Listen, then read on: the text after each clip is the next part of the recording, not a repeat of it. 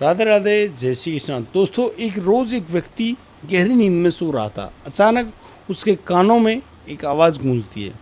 वो आवाज़ किसी और की नहीं, उसकी अपनी पत्नी की थी, जिसकी कुछ दिनों पहले ही जान जा चुकी है। वो महिला उस पति के कानों में कहती है कि तुम तो चैन से सोए हुए हो, लेकिन मुझे चैन कब मिलेगा। वो व्यक्ति डर जाता है, सहम जाता है, खड़ा होकर कहता है, क्या हुआ। दोस्तों, उसके कानों में फिर से आवाज़ गूंजती है और वो कहती है कि तुम मुझे जहाँ पर दफना कर आए हो ना, वहाँ के लोग उसके साथ गंदा काम करते हैं, दरिंदगी करते हैं, बलात्कार करते हैं। उन लोगों ने मेरे मरने के बाद भी मुझे नहीं छोड़ा, नहीं बख्शा, और वो लोग मेरे साथ ही नहीं, कितने ही लोगों को अपना शिकार बना चुके हैं।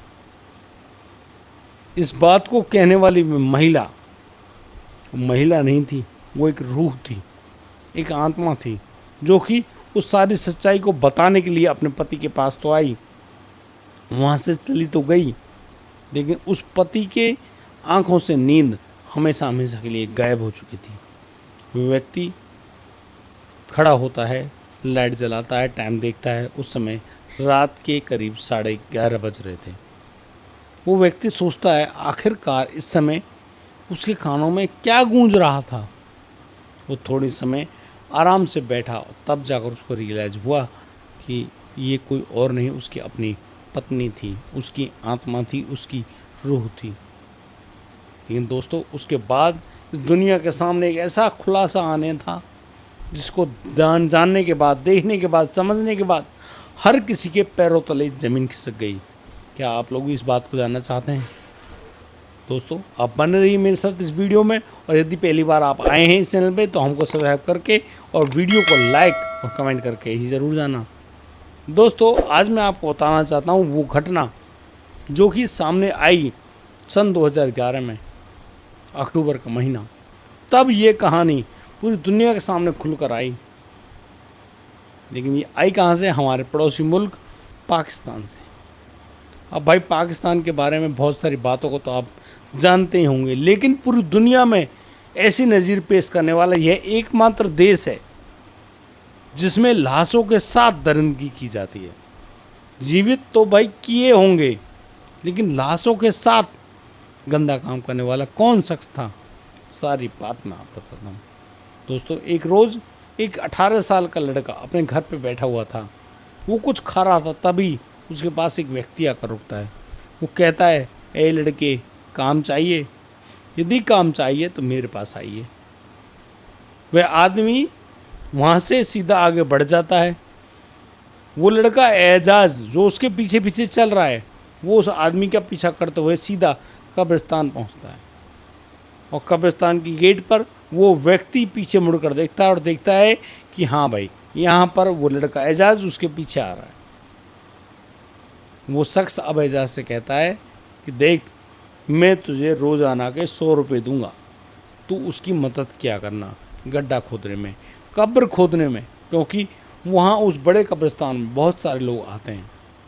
अब वो अकेला कमज़ोर हो चुका है, इसलिए उसको मदद चाहिए, उसकी मदद करना। इस बात पर वो लड़का एजाज, जो कि उसके पास नौकरी तो थी ही नहीं, काम धंधा कोई था ही नहीं, बेरोजगार था, उसको 100 रुपये मिल रहे हैं, वो राजी हो जाता है। अब यहाँ पर उस शख्स के नाम के बारे में जानता है, तो वो शख्स का जो नाम था वो था वजीरा।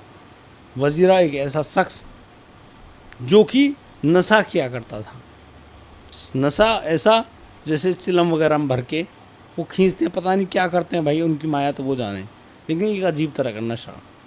उसने अपने उसी कब्रिस्तान में कुछ जगहों पर ऐसा नशा बो भी रखा था। वो नशा किया करता, बड़ी तसल्ली से उस लड़के एजाज से काम लिया करता। एजाज वहाँ पर कब्र खोदता। एक रोज़ एजाज कब्र खोद रहा था, उसको शायद कुछ मिट्टी में मिला, ऐसा कुछ जैसे कोई पत्थर वगैरह था। तभी एजाज बाहर की तरफ देखता है, वो पाता है कि करीब 6 बजे के लगभग का टाइम है। वो जो वजीरा है वो एक कब्र की मिट्टी को हटाकर उसके ऊपर जो पत्थर है उसको खिसका कर उसके अंदर घुस रहा है। अब ऐसा करते हुए देख लेता है एजाज। एजाज तुरंत खड़ा होता है, उस कब्र से बाहर निकलता है और सीधा उसी कब्र के पास पहुंच जाता है जहाँ पर वजीरा उसके अंदर घुसा था। और वो बड़ी गहराई से देखता है कि यहाँ पर वजीरा कुछ ऐसा कर रहा है जिसको देखने के बाद खुद उसका शरीर भी उत्तेजित हो जाता। दरअसल वो जो कब्र थी वो किसी महिला की थी और उस महिला की कब्र के अंदर घुसा हुआ वो शख्स वजीरा उसके साथ गंदा काम कर रहा था। 5-10 मिनट के बाद जब वजीरा उस कब्र से बाहर निकला तो उसने पाया कि एजाज उसको देख रहा है। तब तक चारों तरफ अंधेरा हो चुका था। उसने एजाज को डांटा, उससे कहा कि तू अपना काम कर, लेकिन एजाज कहाँ मानने वाला था। उसने वजीरा से कहा कि आप उसके साथ क्या कर रहे थे, आप तो बहुत गंदा घिनौना काम करते हो। दोस्तों, ये बात सुनने के बाद वजीर ने कहा, अच्छा तुझे घिनौना काम दिखता है, मैं करता भी क्या भाई, मुझे पता है यहाँ पर कितनी बॉडी आती हैं, मैं इसी तरीके से अपनी प्यास मिटाता हूँ, मुझे जो हवस की भूख चढ़ी हुई है वो मिटाता हूँ, इसलिए मैं ये सब काम करता हूँ। अब वो जो वजीरा है वो दिन भर नशा करता और भाई शाम होते ही वो ऐसे ही कब्रों में घुसता, यही काम किया करता। वो लगभग 48 कब्रें खोल चुका था, 48 कब्रें जो कि महिलाओं की होती थीं। और इसके बारे में खबर ऐसे मालूम चलती कि जब भी उस कब्रिस्तान में कोई महिला की डेड बॉडी आती तो उसके ऊपर जब मिट्टी दे दी जाती तो उसके ऊपर एक रंगीन कपड़ा जो अलग रंग का होता था वो उड़ाया जाता, जिससे पहचान हो सके कि ये उसकी कब्र है। अब वो लोग दफन करने के बाद तो वहाँ से चले जाते हैं, लेकिन ये जो व्यक्ति है वजीरा, ये उस कब्र के अंदर घुस जाता और यही गंदा काम किया करता तब तक जब तक उस बॉडी से बदबू ना उठ जाए। अब आप सोचिए वो व्यक्ति कितना घिनौना होगा और उसके साथ हुआ क्या। एक रोज़ वजीरा जब वो अपना नशा फूंक रहा था, अचानक से वो वहीं पर शांत हो जाता है, मर जाता है, ऐसे ही मर गया। वजीरा का कोई घर परिवार में कोई था नहीं। अब उसकी जो अंत्येष्टि कर्म है, जो उसको मिट्टी देना है, वो करेगा कौन। एजाज वही था उसका शागिर्द, तो उसने उस वजीरा को मिट्टी दे दी। वो कुछ दिनों तक तो वहाँ पर काम करता रहा। जो लोग दफन करने आते अपने को, वो कुछ पैसे उस एजाज को दे जाया करते। एजाज की थोड़ी कमाई होने लगी। अब एजाज वहीं कब्रिस्तान में रहता, रात को अपने घर चला जाता। उसको लगा कि यार जो वजीरा करता है उसमें वाकई में कोई मज़ा तो नहीं है, या फिर उसमें तो बड़ा मज़ा होगा। और क्योंकि जवानी जब नई नई टाइम पे फूट के आती है तो कोई भी बहक जाता है, शायद वो एजाज भी बहक गया। एजाज ने एक रात यही काम किया। उसने कब्रिस्तान की कब्र को खोला जो कि महिला की कब्र थी, और उसने वही गंदा और घिनौना कार्य किया उस डेड बॉडी के साथ। यह सब करने के बाद उसको थोड़ा सा सुख प्राप्त हुआ, जिसको शारीरिक सुख कहते हैं, लेकिन वो डेड बॉडी थी, ज़्यादा कुछ नहीं। उसने कब्र को जैसे थी पहले ऐसे ढक दिया। अगले दिन उसने फिर यही किया। अब वो भी यही काम करने में जुट गया। लेकिन अक्टूबर 2011 में शाम के टाइम लगभग 8 बज रहे थे, एजाज एक कब्र में घुसता है और वही काम करने की प्रक्रिया में जुटा होता है। अचानक वो देखता है कि जिस महिला के ऊपर वो लेटा है उस महिला की आंखों में बहुत तेज़ रोशनी जली, जैसे किसी ने टॉर्च जला दी हो। उसको लगा कि उसने अपनी आंखें खोल ली, और जैसे उन आंखों में रोशनी आई उस महिला के होठ बुदबुदाए। उस महिला के हाथ पैर तो बंधे हुए थे, लेकिन तब तक वो एजाज उन सबको आज़ाद कर चुका था। और जैसे एजाज के हाथों पर उस महिला के हाथ लगे, एजाज की चीख निकल गई। कब्र के अंदर कब्र का हाल बताने वाला एजाज अब चुप है। वो डर के मारे बिल्कुल सूख गया, ऐसा सूख गया उसके अंदर काटो तो खून नहीं। एजाज तुरंत उस कब्र से जैसे तैसे करके निकलता तो है, वो जैसे तैसे उस कब्र को ढकने की कोशिश करता, लेकिन वो नहीं कर पाता, क्योंकि डर के मारे उसकी हवा खराब हो रखी थी।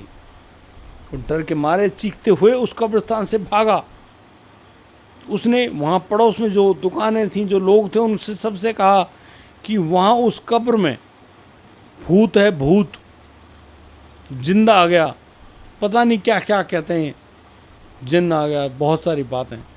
वो डर के मारे अपने कपड़ों को भी गीला कर देता है। वो तुरंत भाग गया अपने घर। उसने घर जाकर भी यही बात बताई।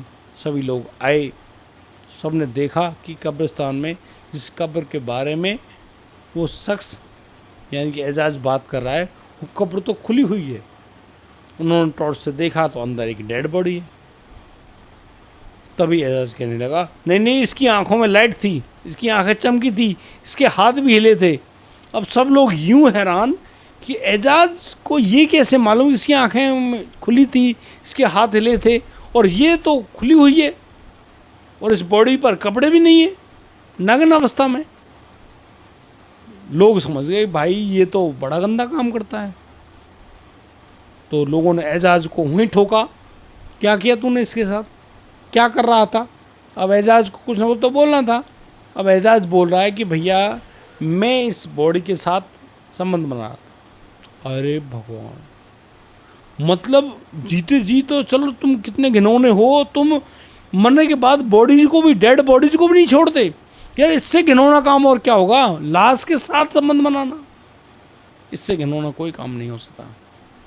दोस्तों, वहाँ जितने भी लोग मौजूद थे उन्होंने ढंग से एजाज को कूटा, पुलिस को बुलाया और पुलिस को एजाज को सौंप दिया गया। एजाज ने सारी बात बताई कि उसका जो गुरु था, जिसको वो शागिर्द था, वजीर अब ऐसा करता, लेकिन वजीरा तो मर चुका है, उसका लोग क्या करेंगे।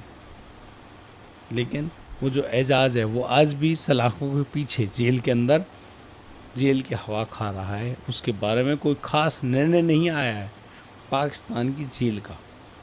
और ये पाकिस्तान की मैं सच्ची घटना बता रहा हूँ। अगर आप जानना चाहते हैं ना, गूगल कर लीजिए, पढ़ लीजिए। आप वहाँ पढ़ेंगे, आपको शायद इतना मज़ा नहीं आएगा जितना हमारी स्टोरी में आया है।